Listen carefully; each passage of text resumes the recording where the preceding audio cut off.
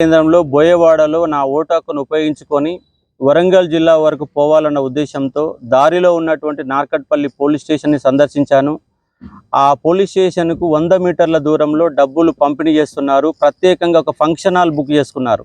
డోకూరి అనే function hall book చేసుకొని అక్కడ కార్యకర్తలు మనిషికి 2000 రూపాయలు పంచుతూ ఉన్నారు. డబ్బులు పంచుతున్న సమాచారాన్ని నేను తెలుసుకొని అక్కడ పోతే మీడియా రిపోర్టర్ కూడా వచ్చారు. ఆ మీడియా రిపోర్టర్ పైన అంగిబట్టి చింపారు, నా పైన దాడి చేశారు, నా ఫోన్ మొత్తం పగలగొట్టారు, మరొక ఫోన్ కూడా లాక్కోడరు, చైర్లు లేపి కొట్టారు, పిడిగుద్దులు గుద్దారు, బ్యాక్ నుంచి కొట్టారు, తల మీద కొట్టారు. ఒక విద్యార్థులు కనుక అడ్డుకోకపోతే ఇంకా తీవ్రంగా నన్ను గాయపరచడానికి అవకాశం ఉండే. ముక్కు పైన కొట్టారు, నా అద్దాలు కూడా ఎగిరి కింద పడిపోయినవి. తీవ్రంగా నా పైన దాడి జరిగింది. ఎమ్మెల్సీ ఎన్నికల్లో కూడా డబ్బులు పంపిణీ చేసి గెలవాలనుకోవడం అనేది ఇంతకంటే దౌర్భాగ్యం ఇంకోటి ఉండదు.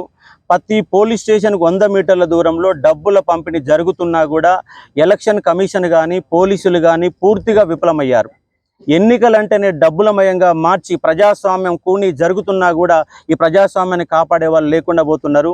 ఇవాళ ఇండిపెండెంట్గా ఎంతోమంది విద్యార్థులకు నేను పాఠాలు చెప్పిన ఒక గురువుగా ఎన్నికల్లో పోటీ చేస్తే నన్ను ఒక టీచర్ అన్న అంశం కూడా చూడకుండా కాంగ్రెస్ కార్యకర్తలు విచక్షణారహితంగా దాడి చేశారు.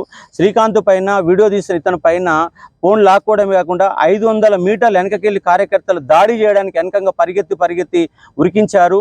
ఈ విధంగా నార్కట్పల్లిలో కాంగ్రెస్ కార్యకర్తలు దాడి చేయడం జరిగింది.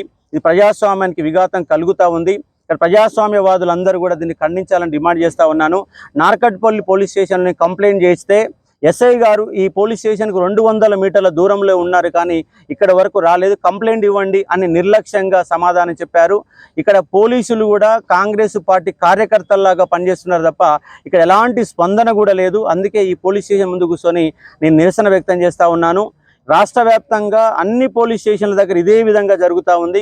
కాబట్టి పోలీసులు తక్షణమే, ఎన్నికల కమిషన్ తక్షణమే చర్యలు తీసుకొని డబ్బులు పంపిణీ జరగకుండా అడ్డుకోవాలని నేను కోరుతా ఉన్నాను. అన్ని ప్రధాన పార్టీల వాళ్ళు డబ్బులు పంచుతూ ఉన్నారు. ఇంతకంటే నిస్సిగ్గుగా లేదు. పోలీసుల సమక్షంలో డబ్బులు పంచుతున్నట్టుగా నాకు అర్థమవుతుంది. జస్ట్ 100 మీటర్ల దూరంలో ఎక్కడో దూరంగా యాన్నో ఒకటి ఫంక్షన్ హాల్ బుక్ చేసుకొని, డోకూరి ఫంక్షన్ హాల్లో బుక్ చేసుకొని ఇవాళ నా పైన దాడి చేయడం జరిగింది. ఇది ఒక ప్రజాస్వామ్యానికి విఘాతం కలుగుతుంది. అక్కడ ఎమ్మటే ఎన్నికల కమిషన్ స్పందించి ఈ డబ్బుల పంపిణీని అడ్డుకోవాలని, నా పైన దాడి చేసిన వాళ్ళపైన చర్యలు తీసుకోవాలని. ఫోన్ కూడా లాక్కున్నారు. ఫోన్ చూడండి మొత్తం పగిలిపోయింది, ఫోన్ మొత్తం పగిలిపోయింది. నా కమ్యూనికేషన్ కూడా మొత్తం కట్ అయింది. అంటే ఈ విధంగా గెలవడానికి సిద్ధంగా ఉన్న అశోక్ సార్ పైన దాడి చేసి నన్ను పోలీస్ స్టేషన్లు తిరగకుండా చేశారు. ఇవాళ ఇప్పుడు నేను పోలీస్ స్టేషన్ ముందు నిరసన వ్యక్తం చేస్తున్నారు. కాబట్టి దీన్ని ఎమ్మటే ఎన్నికల కమిషన్ ఎమ్మటే స్పందించాలని నేను డిమాండ్ చేస్తా ఉన్నాను.